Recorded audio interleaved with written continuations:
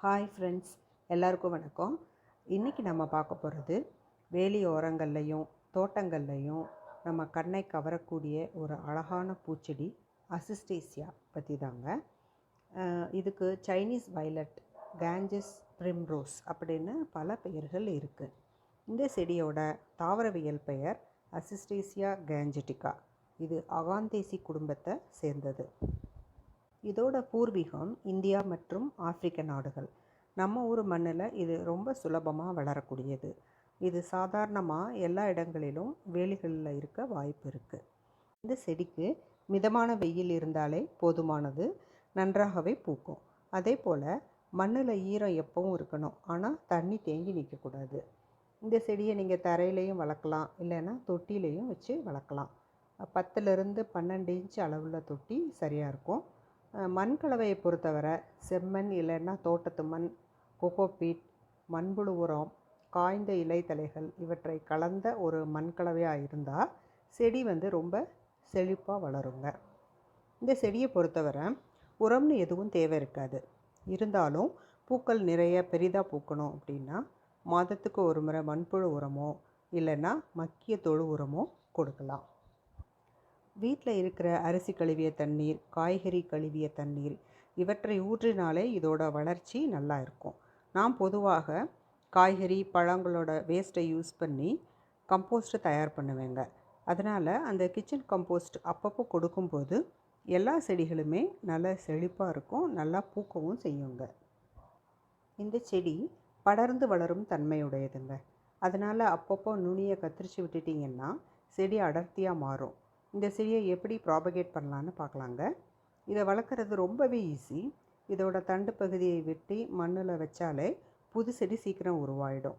இந்த செடியை கட்டிங்ஸ் மூலம் மட்டும் இல்லாமல் விதைகள் மூலமாகவும் எளிதாக வளர்க்க முடியும். பூக்கள் பூத்து முடிஞ்சதும் சிறிய காய்கள் உருவாகும். அந்த காய்கள் காய்ஞ்ச உடனே தானாகவே வெடித்து சிதறிடும். அந்த விதைகள் விழுகிற இடத்துல எல்லாம் புது செடிகள் முளைக்க ஆரம்பிக்கும். அதனால் ஒரு முறை இதை வளர்த்துட்டிங்கன்னா போதும், அடுத்தடுத்து புது செடிகள் தோட்டத்தில் உருவாகிக்கிட்டே இருக்கும். இந்த செடி வருடம் முழுவதுமே பூக்கும் தன்மை உள்ளது.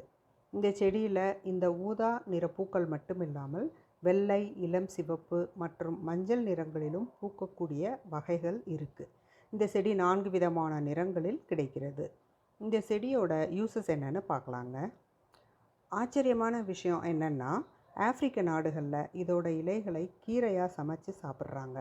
இதில் கால்சியம், இரும்புச்சத்து, விட்டமின் சி அதிகமாக இருக்குங்க.